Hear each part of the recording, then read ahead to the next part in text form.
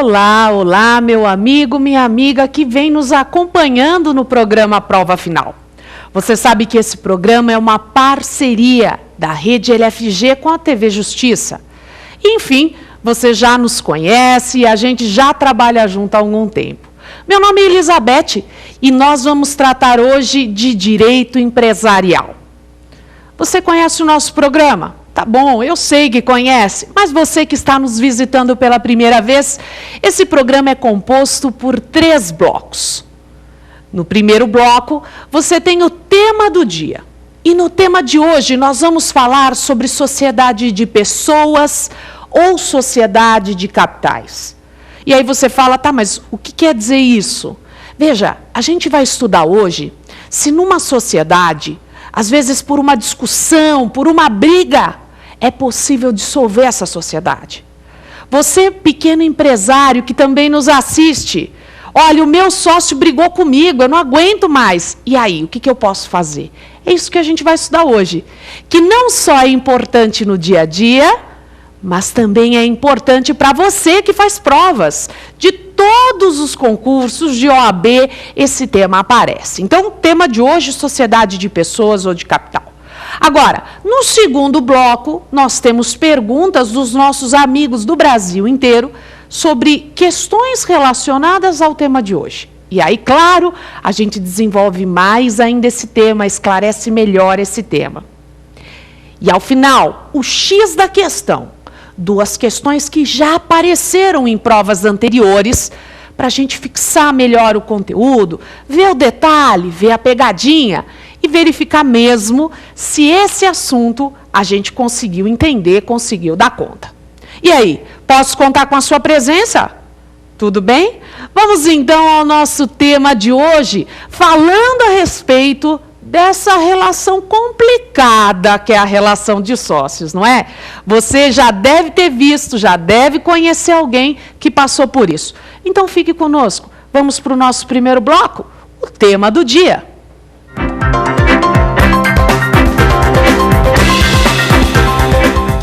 Estamos, então, iniciando o nosso tema do dia, falando sobre sociedade de pessoas, sociedade de capital, que, afinal, é uma definição que se encaixa em todas as sociedades.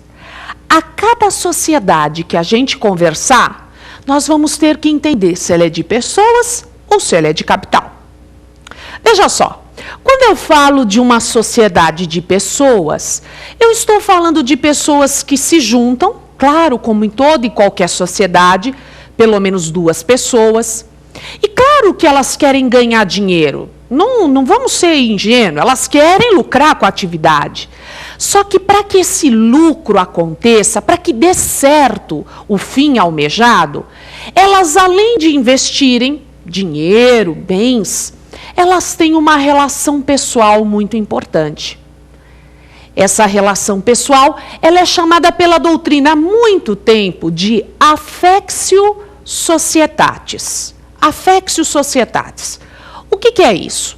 É esse vínculo entre os sócios, não só no momento da constituição. Olha, eu quero montar a sociedade com o João, com o Manuel. Não só nesse momento. Esse vínculo, ele é continuado. É aquela coisa do dia a dia, eles decidirem se manter unidos e se esforçando, se dedicando para que aquele objeto seja alcançado. Quer fazer uma comparação que dá muito certo? É a história do casamento. Quer dizer, as pessoas quando se casam, pelo menos no começo, elas querem que dê certo. E elas, enquanto continuam querendo que dê certo, se dedicando, se esforçando, fazendo de tudo para dar certo, é como dizer que essa affectio, claro que não societatis, ou pensando bem, até mesmo societatis, ela está presente. Então, na sociedade é assim. Veja, se eu me associo com alguém por causa das características pessoais, por causa da formação dela, veja, não me interessa trocar de sócio simplesmente. Imagine a seguinte situação, o meu sócio morre. Será que para mim tanto faz o herdeiro dele ficar no lugar? Claro que não, porque a minha relação foi baseada em características dele do falecido. Então, algo que é comum na sociedade de pessoas é que as relações são baseadas em características únicas, personalíssimas. Por isso, a gente vai ver que na sociedade de pessoas existe uma preocupação em manter aquela organização original. Por isso é comum existir uma resistência com a entrada de terceiro. Então, quer dizer, você vai perceber numa sociedade de pessoas que para um sócio vender suas cotas para terceiro, precisa da concordância dos demais, ou pelo menos de uma parte dos demais. Você vai perceber que na sociedade de pessoas, não é simplesmente o fato de um sócio falecer que o herdeiro vai ocupar o lugar dele. Então, essa é uma peculiaridade da sociedade de pessoas. Primeiro, essa relação da affectio societatis, que você já entendeu que é esse vínculo de permanecer junto com os sócios, de fazer com que realmente dê certo essa atividade. E, por outro lado, esta relação, ela ser mantida no sentido de se evitar a entrada do terceiro. Evitar ou, pelo menos, dificultar. Tudo bem?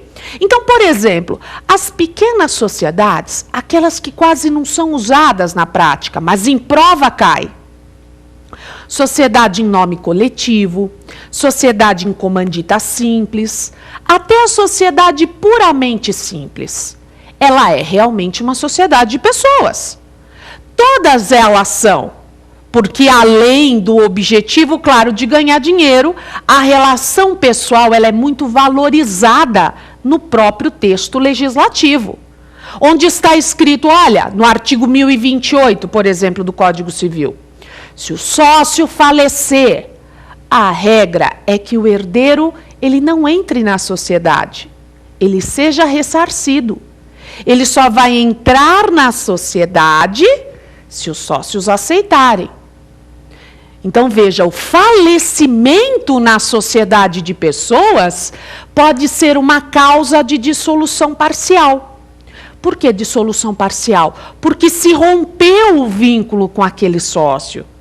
Na verdade, eu vou apurar o valor daquelas cotas, hoje, claro, em virtude do falecimento, e entregar lá para o espólio, para o inventário, quer dizer, depois eles que se virem para partilhar esse dinheiro.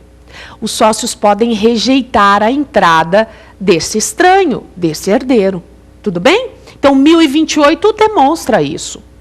Outro artigo que demonstra esse vínculo, que eu te disse por enquanto que certamente existe na sociedade em nome coletivo, comandita simples e sociedade simples, é a questão de artigos, por exemplo, que dizem que depende da concordância dos outros a entrada de um estranho.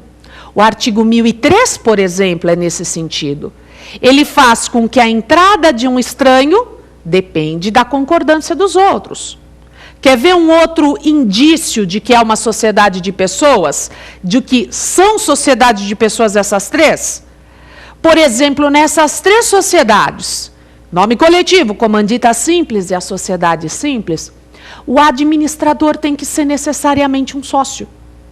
Então, quer dizer, o administrador, o sócio, é alguém que está integralmente envolvido na vida societária.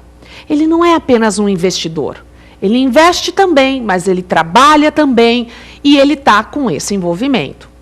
Agora, quando eu digo que uma sociedade é de capital, claro, o objetivo lucrativo permaneceu, mas veja, o objetivo agora não é uma preocupação pessoal com quem é sócio.